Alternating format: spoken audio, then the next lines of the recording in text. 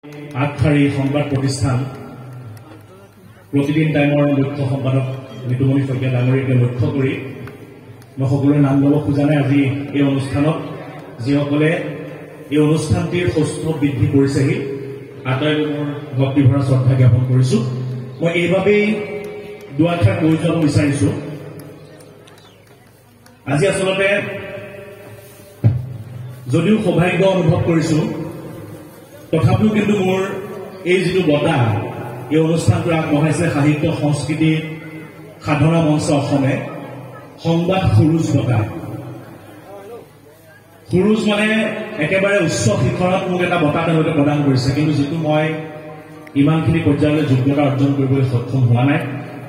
আপোনালোকে এইবাবেই হয়তো নিৰ্বাচিত কৰিছে, কাৰণ এই গাঁওখনৰ পৰা বাতিপৰীয়া, বাৰঘৰীয়া, গোহাঁইমেৰ এই গোটেই সমগ্ৰ অঞ্চলটোৰ পৰা সংবাদ সেৱা আগবঢ়াবলৈ এটা সুযোগ দি মই বিশেষকৈ আজি এই বঁটাটো উৎসৰ্গা কৰিব খুজিছোঁ। মোৰ শিক্ষাগুৰুসকল ইয়াত আছে।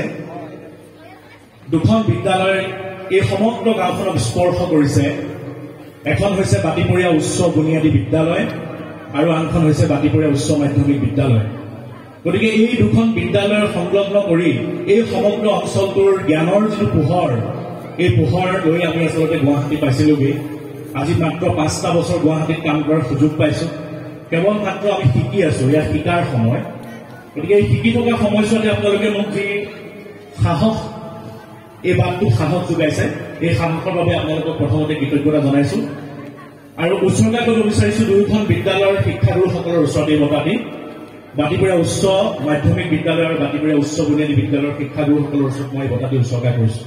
কাৰণ তেখেতসকলৰ কেৱল মাত্ৰ শিক্ষাদান নহয়, আমাক আগবাঢ়ি যোৱাৰ বাবে যিখিনি উৎকৰ্ষ সাধনৰ বাবে যিখিনি তেওঁলোকে কৰিছিল, সেইখিনিৰ বাবে হয়তো আজি এনে এটা পৰ্যায়ত উপনীত হোৱাৰ সুযোগ পাইছোঁ আৰু আপোনালোকৰ মঞ্চখনত আহি এনেকৈ কথা এষাৰ কোৱাৰ সুযোগ পাইছোঁ।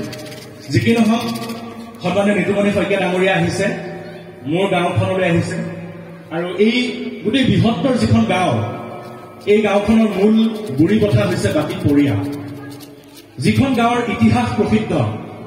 আপোনালোকে হয়তো বহুতে জানে, বহুতে নাজানে। মই এইবাবে ক'ব বিচাৰিছোঁ, এখন ইতিহাস প্ৰসিদ্ধ গাঁৱৰ পৰা নিজকে আগবঢ়াই নিয়াত যিখিনি অৰিহণা, সেই অৰিহণা আপোনালোকে দিছে। আৰু এই গাঁওখন এইবাবে ইতিহাস প্ৰসিদ্ধ, আপোনালোকে গম পাব। এতিয়াও যদি মাজুলীৰ দক্ষিণপাট সত্ৰলৈ আপোনালোকে যায়, তাত আপোনালোকে 18টা বাতি পাব। 24টা বাতি আছিল দক্ষিণপাট সত্ৰত বৰ্তমান সংৰক্ষিত হৈ আছে। এই 24টা বাতিৰ 18টা বাতি এইখন বাতিপৰীয়া গাঁৱে পৰ দিছিল। যেতিয়া আহোম ৰজাই 600 বছৰ ৰাজত্ব কৰিছিল, 600 বছৰ ৰাজত্ব কৰাৰ সময়ত আহোম ৰজাক প্ৰতিটো মুহূৰ্তত, প্ৰতিটো পল, প্ৰতি অনুপল সময় নিৰূপণ কৰিছিল এইখন গাঁৱৰ ৰাইজে। অৰ্থাৎ বাতিপৰীয়াৰ যিসকল লোকে বাতি পৰ দিছিল, তেওঁলোকক বাতিপৰীয়া বুলিছিল। আৰু সেই গাঁওখনেই এটা সময়ত কালক্ৰমত বাতিপৰীয়াৰ ঐতিহ্য জিলিকাই তুলিবলৈ সক্ষম হৈছিল গোলাঘাটত। আৰু কাষত সাহিত্যৰ চৰ্চা, সৈয়দ আব্দুল মালিক ছাৰ। অকণমান আগুৱাই গ'লে আমি দেখিম ৰেকিবুদ্দিন চাহাবৰ যি জিকিৰ চৰ্চা। আমাৰ সাহিত্য সংস্কৃতি অৰ্থাৎ এই সাধনা যে হৈছে, সেই কথাটো আমি ইয়াৰ পৰা নিৰূপণ কৰিব পাৰোঁ। গতিকে শেষত বহুত কথা কোৱাৰ ইচ্ছা আছিল, কিন্তু দুগৰাকী বক্তা আমাৰ মাজত আছে, আপোনালোকে কথা শুনিব তেখেতসকলৰ। মই আপোনালোকৰ ওচৰত ক্ষমা বিচাৰিছোঁ, কাৰণ মই ৰাতি ইয়ালৈ আহিছোঁ, ৰাতিপুৱা পাইছোঁ আৰু এতিয়া 3:30 বজাত মই ইয়াৰ পৰা গুচি যাম আৰু ৰাতি 10 বজাত গৈ আকৌ কাৰ্যালয়ত ডিউটি ধৰিমগৈ। গতিকে সেইবাবে আপোনালোকৰ ওচৰত ক্ষমা বিচাৰি মই মোৰ চমু দুআষাৰ কৈ বিদায় মাতিছোঁ। ক্ষমা কৰিব। ধন্যবাদ।